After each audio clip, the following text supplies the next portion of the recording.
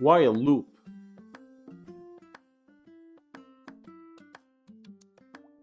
While loop.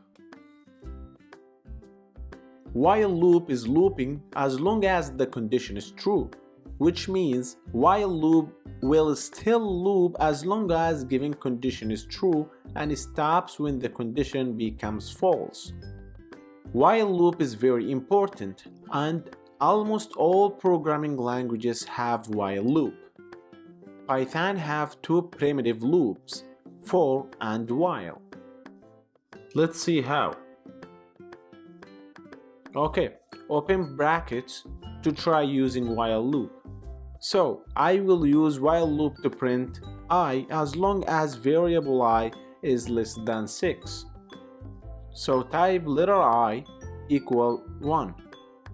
To use while loop, you have to type the keyword while first, then parentheses and put the conditions. For example, while I less than or equal 6, which means I will still looping as long as I is less than or equal 6. Make sure the indentation is very important. Then type your statements or your block of code, such as print variable I and variable I plus equal 1. Plus equal 1 means to add by 1 each time the loop is looped. After that, try that on terminal and see what we did.